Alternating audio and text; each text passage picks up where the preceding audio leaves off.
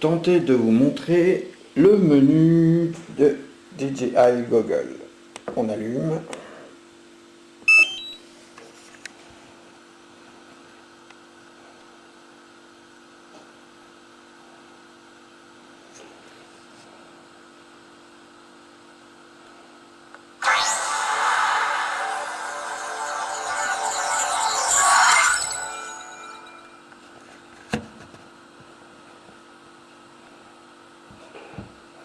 Alors, si on va sur le menu en bas avec le deux doigts, on fait apparaître ce menu.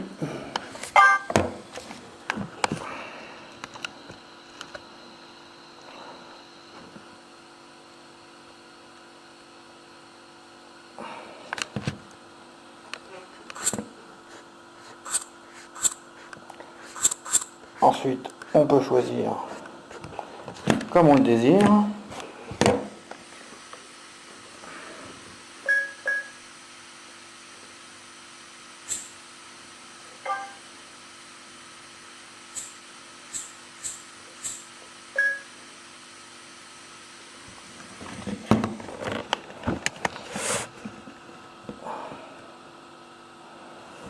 Alors, les autres menus.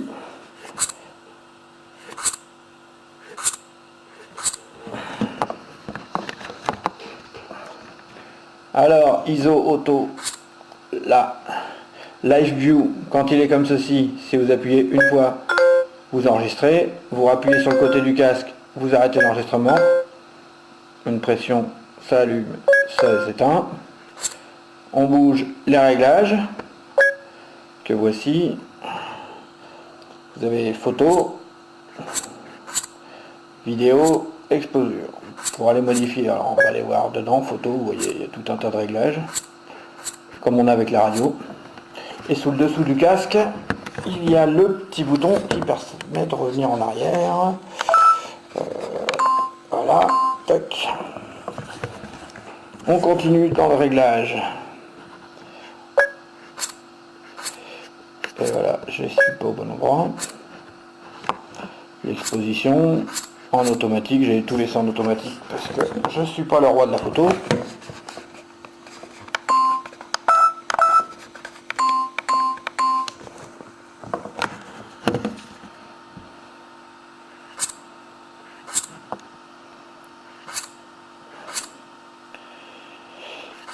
Alors, le mode réglage, le mode photo.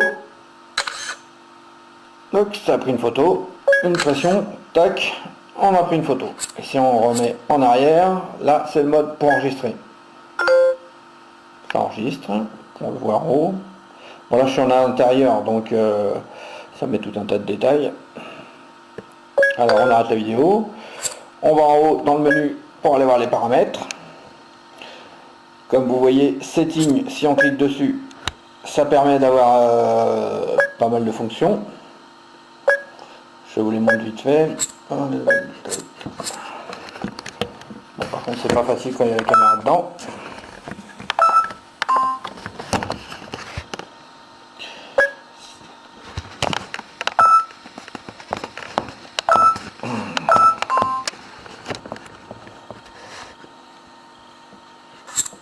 Le linking, ça permet, si ça fonctionne simplement avec le Mavic Pro, puisqu'il faut avoir qui est la fonction OQ5 qui soit dans le drone. Donc pour l'instant il n'y a que le Mavic Pro qui en est équipé, mais un module va être en vente pour pouvoir être rajouté sur certains autres modèles. Alors il suffit juste de cliquer dessus, de faire Quick Linking. Vous aurez un compte à rebours, je vais vous montrer. On confirme. Un compte à rebours qui ira jusqu'à 60 secondes. Ensuite on attrape le Mavic Pro, sur le côté on lève une petite languette en caoutchouc, on appuie dessus, c'est juste à côté de la carte mémoire, on appuie dessus et puis bah, ça se synchronise. Bon là ça ne se synchronisera pas puisque je n'ai pas de Mavic Pro sous la main. On retourne, voilà. Hop, on sort encore de ce menu.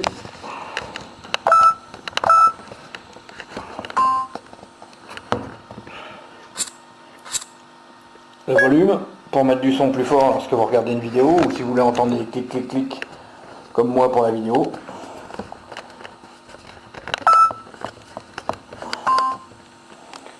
En dessous, d'autres paramètres encore pour ajuster les contrastes et les différents réglages.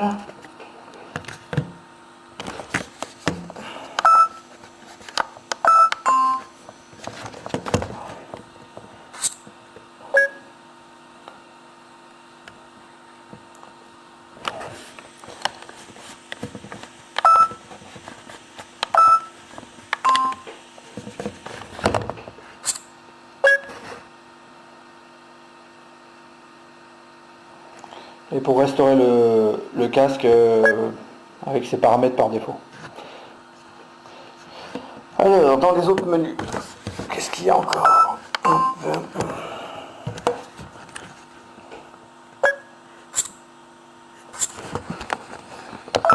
Notez que c'est pas simple.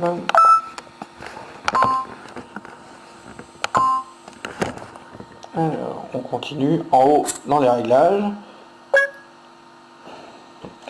vous avez les différents modes de vol, le tap and fly, l'active strike et le tripod mode. Alors bien sûr là c'est parce que c'est un Spark qui est connecté, si c'était un Mavic Pro vous auriez d'autres fonctionnalités. Et voilà, je vous ai présenté en gros le menu, comment il est. Alors évidemment c'est plus joli en vrai quand on est dehors. Je vais voir si je trouve une démo. Je ressors. Alors, pour aller voir une vidéo, il faut aller dans Live View.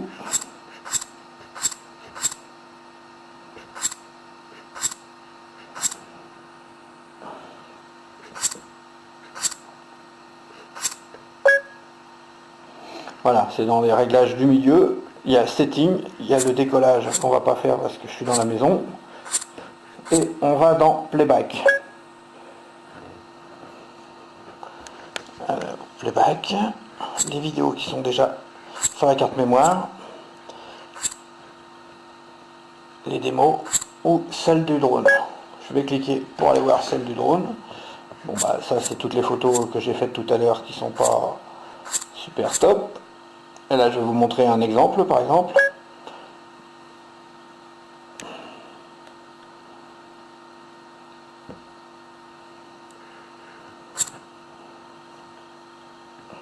Voilà, on peut regarder une vidéo.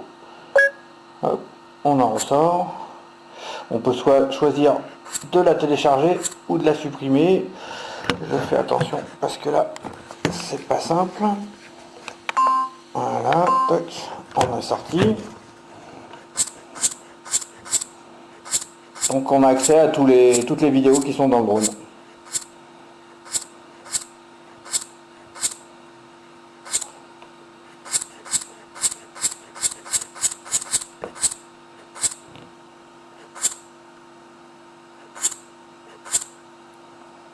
Voilà, j'espère que le menu, cette présentation vous a plu.